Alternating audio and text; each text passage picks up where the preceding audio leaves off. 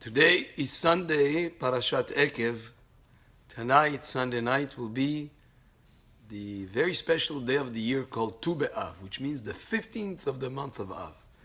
In the Mishnah it says that there are no days that were as festive for Israel as the 15th of Av and Yom Kippur. So the Mishnah makes a parallel between Yom Kippur and Tu Be'av and the 15th of Av. What is the comparison of these two dates? We all know that Yom Kippur is a very special day of the year.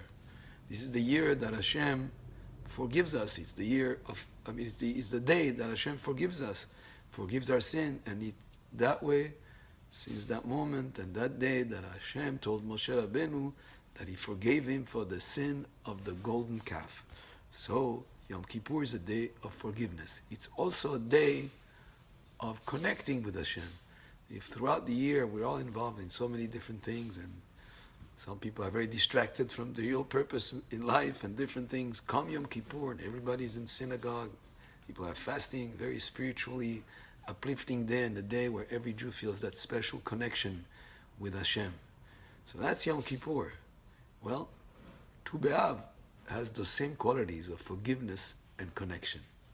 Forgiveness because on the day of Tu B'Av,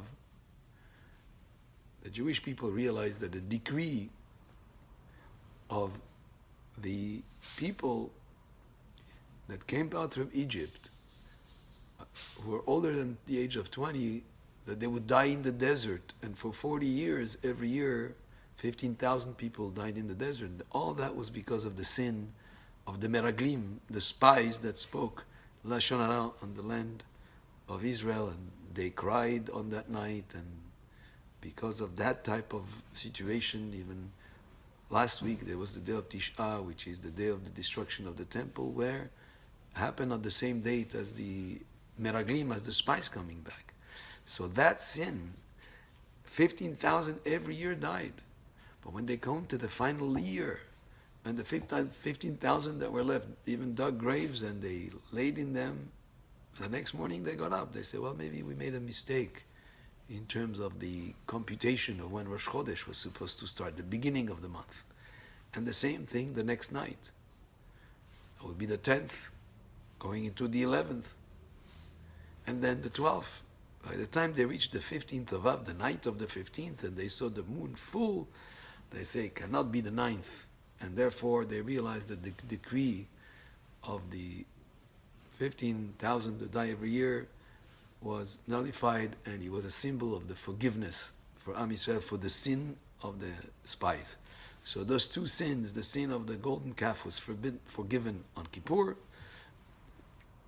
The sin of the spies that misspoke about the land of Israel, that crying that they did that night, was on the Tu B'Av, on the 15th of Av, was in a way formally understood that it was forgiven.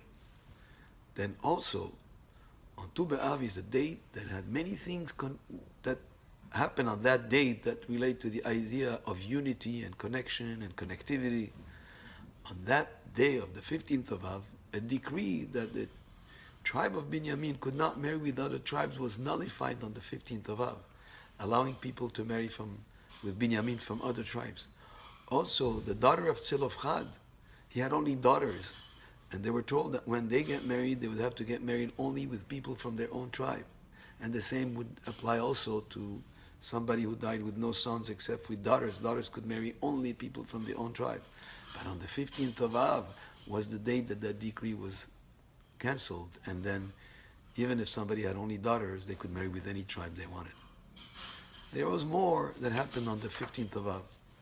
One of the things that happened is Yerovam, who was a wicked king, put blocks on the roads to Jerusalem, stopping the Jewish people from going to the Bet HaMikdash on the three festivals, Pesach, Shavuot, and Sukkot. And instead he put some idols there. But on the Tu B'Av, those roads were opened and people could go again to Jerusalem, creating again a connection between Am Yisrael and a connection with Bet HaMikdash. Another reason that is brought is that the nights get longer on the 15th of Av we start feeling that the nights get longer and there's more time to study Torah, and studying Torah is the best way to connect with Hashem. So here a connection, just like on Kippur we connect to Hashem through prayer, to Beav is a symbol for spending more time learning at night and connecting with Hashem that way. And finally, the 15th of Av is the middle of the month of Av. And now the next 2 weeks, we're coming closer and closer to the month of Elul, the month of Ani le Dodi veDodi li, which I am for my beloved is for me. A great way to describe the relationship between Hashem and Am Yisrael, that special connection between us and Hashem. So Tu B'Av, just like Yom Kippur, has a lot to do about forgiveness of sin and about connection. As we renew the connection with Hashem after a period of those 3 weeks that just passed, that were kind of a disconnect, now we're starting the period of incredible reconnecting with Hashem, and that will take us through the season of the holidays, Rosh Hashanah, Kippur, Sukkot, and Simchat Torah. But Tu B'Av is the end of the month of Av, which is a good time, a time of reconnection, as we started already this past Shabbat, the Haftarah of Nachamu Nachamu, and the 7 weeks of the Haftarot that are all about our connection with Hashem.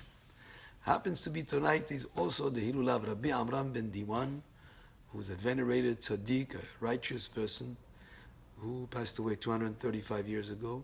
He's buried in Morocco in the city of Wazan, and it is a place of burial, is a place of pilgrimage, as people come and light candles there. The tree that hangs over the candles, the flame go up in the tree, and the tree does not get burnt.